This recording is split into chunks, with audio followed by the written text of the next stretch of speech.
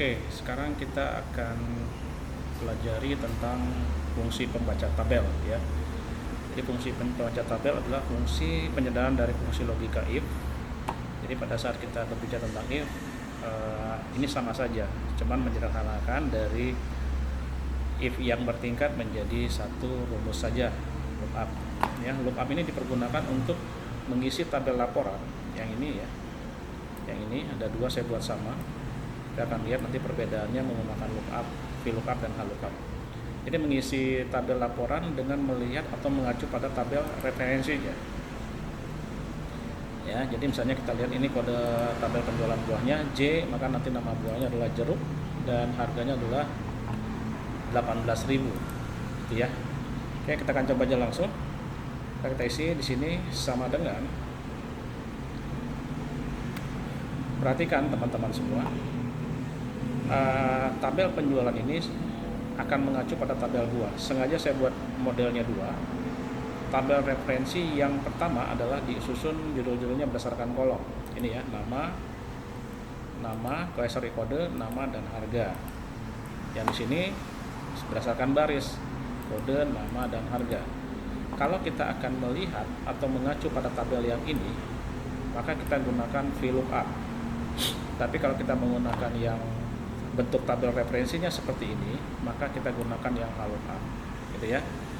Dan ini kita akan coba tabel menggunakan VLOOKUP dan HLOOKUP. Kita buat tabel yang ini akan mengacu pada tabel yang ini ya, teman-teman ya. Jadi ada sepasang gitu ya. Sama dengan VLOOKUP kurung buka, lalu perhatikan si nama buah kan berdasarkan kode buah yang di sini. Berarti VLOOKUP nilai kuncinya, lookup value-nya ambil dari yang ini. Lalu koma.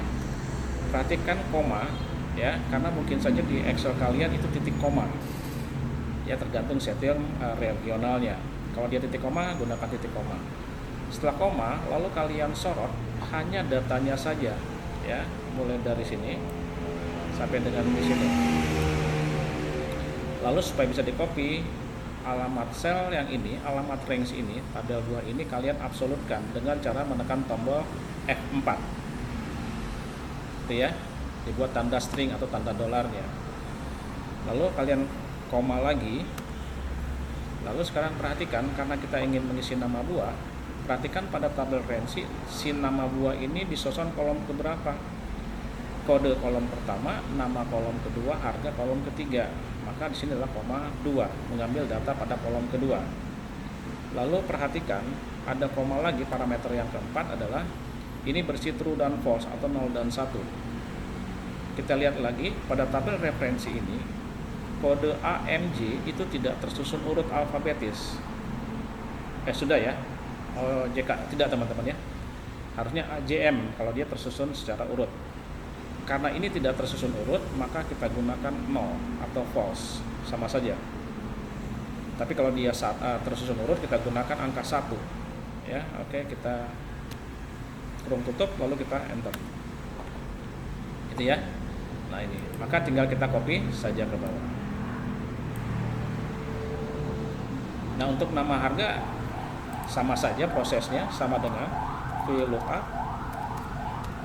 Kurung buka lagi. Kita tetap saja ambil dari kode buah, walaupun dari nama buah juga boleh ya. Nah, kita klik ini kode buahnya, koma, lalu ambil lagi dari kodenya sampai di sini, tekan tombol F4 lagi supaya mengabsulkan ya, mengunci range tabel buahnya. Lalu koma berapa? Kita mengisi harga berarti koma 1, 2 dan 3, koma 3. Gunakan false lagi, koma 0. Lalu kita lihat di sini adalah kita copy lagi, gini ya, teman-teman ya. Kita akan mendapatkan satu formula yang sama, hasil yang sama berdasarkan formula VLOOKUP. Oke, sekarang kita coba dengan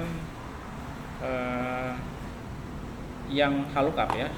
Tapi ini tadi kan AMJ saya buat di sini sudahlah ya. Kalau dia tersusun J, saya coba M di sini Saya rubah lagi, di sini adalah 18.000, di sini 25.000. Lalu di sini kita ganti mangga, dan sini adalah jeruk. Oke, sekarang kita lihat perbedaannya. Ini tidak tersusun, ini tersusun. Ini pakai VLOOKUP, ini pakai HLOOKUP. Sekarang kita isi sama dengan HLOOKUP, horizontal lookup. Lalu kita sorot lagi sama, nilai kuncinya dari sini, kode gua.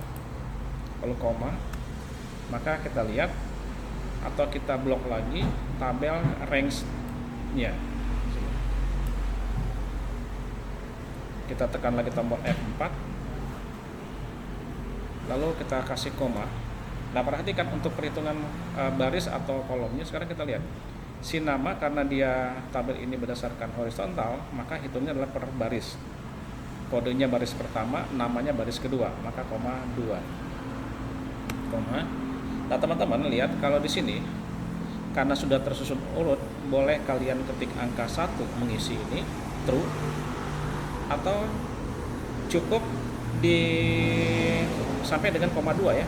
Ini saya buat dulu koma 1 karena dia tersusun urut, maka saya enter. Itu ya, jeruk. Copy lagi. Nah, untuk harga sama saja, tapi kita hilangkan koma di belakangnya ya, yang satunya tadi ya, sama dengan HLOOKUP.